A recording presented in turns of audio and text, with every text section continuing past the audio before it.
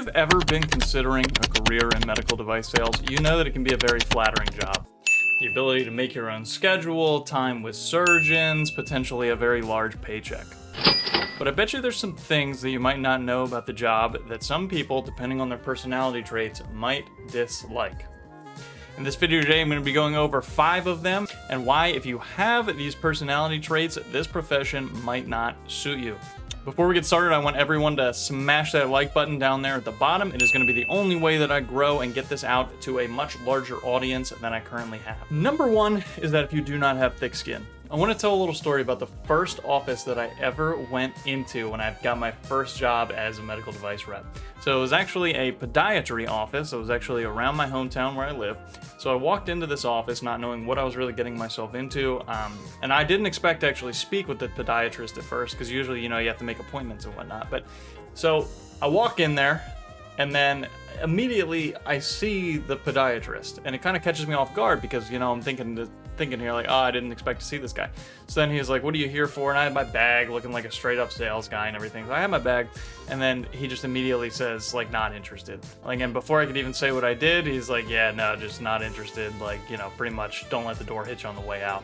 So that really solidified it for me that this might be something that I'm going to have to get used to here. But previously to this, I wouldn't have considered myself someone that had very thick skin, but, I stuck it out in this job, sort of developed that thick skin as a whole. But if you're a person that can't take no very well or can't take constructive criticism very well, this might not be for you.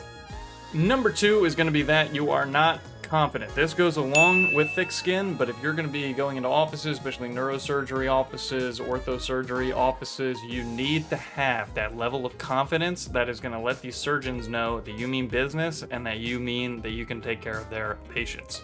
And please, for the love of God, if you do not know something in this, don't give them a made-up answer. Tell them you're going to get the answer for them, you'll be back soon, you'll shoot them an email, yada, yada, yada. Like, do not give them some information that you're just making up because they're asking for it. That's going to lower your rapport with them significantly. So the next one is going to be if you're not a people person. This job, you're going to be talking to people all the time. You have to like people. You have to want to get to know people. You have to be able to make friends easy. You have to be, someone that cares about helping others, because if you're not, things are going to go poor in this job, and then you're going to get into the mindset of, what are other jobs out here that I can get? Instead of, oh, how do I make this better for them? What did I do wrong? Those kind of questions. Those are going to be the bigger questions you want to ask.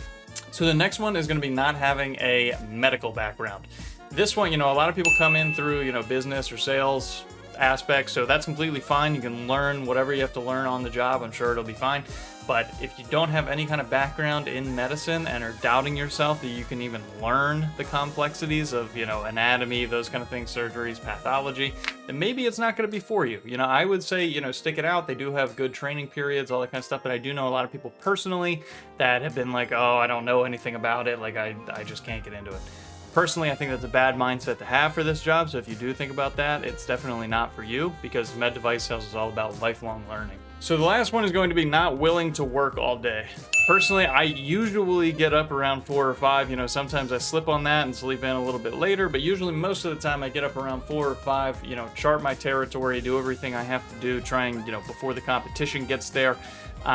So I love doing that, and usually I don't roll back in until around 8 p.m. So usually I'm gone the entire day. But, I love it. I mean, people with families, they're not going to enjoy it so much, but I'm, a single guy that's just trying to make it for himself. So I very much enjoy it. It keeps me busy. I get to keep patients happy. I get to get that interaction with them that I like, and I get to make friends. So, that's an all-day thing that I very much enjoy. But if you're someone that just wants to get home, have a typical 9 to 5, then this job is not going to be for you. All right, I got 2 videos up here. Go ahead and give them a look. Later.